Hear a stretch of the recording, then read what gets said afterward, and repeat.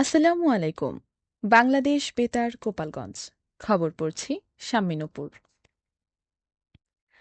গোপালগঞ্জের কাশিয়ানীতে অবস্থিত মতুয়া সম্প্রদায়ের তীর্থভূমি শ্রীধাম ওরাকান্দিতে আসন্ন ১৬ মার্চ অনুষ্ঠিতব্য ২১৫তম স্নানোৎসব ও ৩ দিনব্যাপী মহাবারণী মেলা সুষ্ঠু ও শান্তিপূর্ণভাবে উদযাপনের লক্ষ্যে গতকাল গোপালগঞ্জ ২ আসনের MP doctor K M Babar ও জেলা প্রশাসক মোহাম্মদ আরিফুজ্জামান, পুলিশ সুপার মোহাম্মদ হাবিবুল্লাহ ঠাকুরবাড়ি পরিদর্শন করেছেন।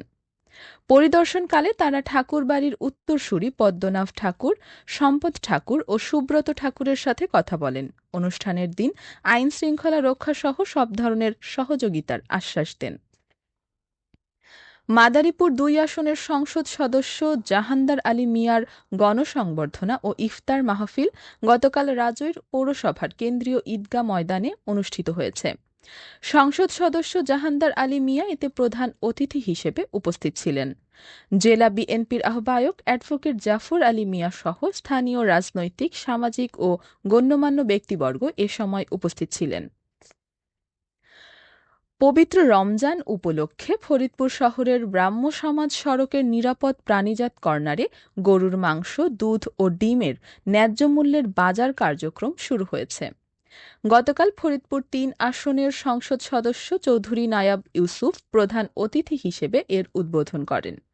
জেলা প্রশাসক মোহাম্মদ কামরুল হাসান মোল্লার সভাপতিত্বে জেলা প্রাণী সম্পদ কর্মকর্তা ডাক্তার এ কে এম আসজাদ, সদর উপজেলা নির্বাহী কর্মকর্তা মেশকাতুল জান্নাত রাবেয়া, সদর উপজেলা প্রাণী সম্পদ কর্মকর্তা ডাক্তার মোহাম্মদ মিজানুর রহমান এ সময় উপস্থিত ছিলেন।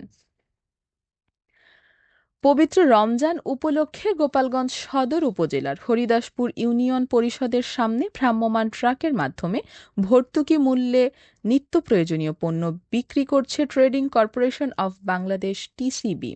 গতকাল মেসার্স জায়েদ ট্রেডার্স ট্রাক সেলের মাধ্যমে টিসিবি পণ্য বিক্রি করে। নিত্য প্রয়োজনীয় পণ্যের মধ্যে ছিল ভোজ্য তেল, চিনি, মসুর ডাল, ছোলা ও খেজুর।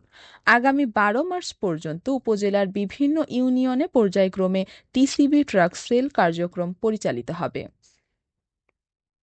সনাতন ধর্মাবলম্বী হিন্দু সম্প্রদায়ের অন্যতম প্রধান ধর্মীয় উৎসব দোল পূর্ণিমা ও হোলি উৎসব প্রতিবারের ন্যায় এবারও সারা দেশের ন্যায় গোপালগঞ্জে উদযাপন করা হয়েছে। গতকাল ফাল্গুন মাসের পূর্ণিমা তিথিতে সনাতন ধর্মাবলম্বী হিন্দু সম্প্রদায়ের লোকজন ধর্মীয় ভাবগাম্ভীর্যের সাথে শাস্ত্রীয় বিধান অনুসারে দিনটি পালন করে। জেলা শহরের কেন্দ্রীয় কালীবাড়ি মন্দির, বটতলা পূজা মণ্ডপ, খাটড়া সার্বজনীন কালীবাড়ি সহ জেলার বিভিন্ন মন্দিরে পূজা অর্চনার মধ্য দিয়ে এই উৎসবের শুরু হয়। দিনটি পালন উপলক্ষে জেলার বিভিন্ন স্থানে গ্রামীণ মেলা বসেছে। মাদারীপুর জেলায় আজ নিত্য প্রয়োজনীয় পণ্যের পাইকারি ও খুচরা বাজার দর প্রকাশ করা হয়েছে। জেলা কৃষি বিপণন কর্মকর্তার তথ্য অনুযায়ী সরবরাহ বৃদ্ধি পাওয়ায় কয়েকটি পণ্যের দাম কমেছে। এর মধ্যে পেঁয়াজ পাইকারি ২৫ থেকে ৩০ ও খুচরায় ৪০ থেকে ৪৫, দেশি নতুন রসুন পাইকারি ৫০ থেকে ৬০ ও খুচরা ৮০ থেকে ৯০ টাকা, কাঁচামরিচ পাইকারি ৭০ থেকে ১১০ ও খুচরা ১০০ থেকে ১৪০ টাকায় বিক্রি হচ্ছে। বেগুন পাইকারি ৪০ থেকে ৫০ ও খুচরা ৫০ থেকে ৬০ টাকা, টমেটো পাইকারি ১২ থেকে ১৫ ও খুচরা ১৫ থেকে ২৫ টাকা, আলু পাইকারি ১১ থেকে ১২ ও খুচরা ১৮ থেকে ২০ টাকা, শসা পাইকারি ৪০ থেকে ৫০ ও খুচরা ৫০ থেকে ৬০ টাকায় বিক্রি হচ্ছে। ৩০টি করে ডিম পাইকারি ২৩০ থেকে ২৪০ ও খুচরা ২৬০ থেকে ২৮০ টাকা, ছোলা পাইকারি ৭০ থেকে ৭৫ ও খুচরা ৮০ থেকে ৮৫ টাকা, আদা পাইকারি ১০০ থেকে ১২০ ও খুচরা ১৪০ থেকে ১৫০ টাকায় বিক্রি হচ্ছে। উন্নত মানের মসুর ডাল পাইকারি ১৪০ থেকে ১৪৫ ও খুচরা ১৫০ থেকে ১৫৫ টাকা, সাধারণ মানের ৭৫ থেকে ৯০ টাকায় বিক্রি হচ্ছে। এছাড়া ১০০ পিস লেবু পাইকারি ৬০০ থেকে ১০০০ ও খুচরা ৮০০ থেকে ১২০০ টাকায় বিক্রি হচ্ছে। শরীয়তপুরের ডামুড্যায় সামাজিক দায়বদ্ধতার অংশ হিসেবে গতকাল এ সামাদ ইসলামী একাডেমির মাঠে দিনব্যাপী ফ্রি মেডিকেল ক্যাম্প অনুষ্ঠিত হয়েছে। দিনব্যাপী এ ক্যাম্পে শতাধিক মানুষ বিনামূল্যে চক্ষু চিকিৎসা সেবা গ্রহণ করেন। চিকিৎসকরা জানান, ক্যাম্পে চোখের দৃষ্টি পরীক্ষা, ছানি ও অন্যান্য রোগ শনাক্তকরণ, কম্পিউটারাইজড ভিশন কারেকশন সহ পূর্ণাঙ্গ চক্ষু চিকিৎসা সেবা প্রদান করা হয়। দিনব্যাপী এই ক্যাম্পে শতাধিক মানুষ বিনামূল্যে চক্ষু চিকিৎসা সেবা গ্রহণ করেন।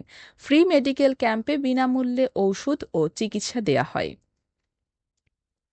গোপালগঞ্জের মুকসুদপুর উপজেলা স্বাস্থ্য কমপ্লেক্সে ভ্রাম্যমাণ আদালতের অভিযানে শেফালী আক্তার এবং সুমি আক্তার নামে দুই দালালকে আটক করে ১ মাস করে কারাদণ্ড প্রদান করা হয়।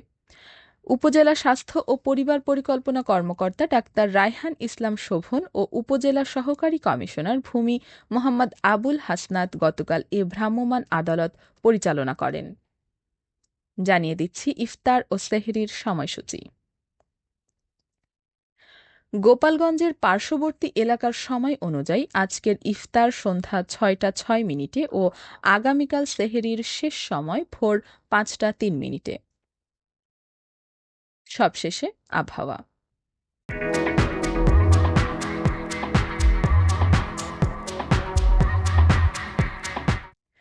আজ বেলা ১টা পর্যন্ত আবহাওয়ার পূর্বাভাসে বলা হয়েছে, দেশের অভ্যন্তরীণ নদীবন্দর সমূহের জন্য কোনো সতর্কবার্তা নেই এবং কোনো সংকেতও দেখাতে হবে না। খবর শেষ হলেও আমাদের পরবর্তী খবর প্রচারিত হবে আগামীকাল সকাল ৮টা ৩০ মিনিটে বাংলায়।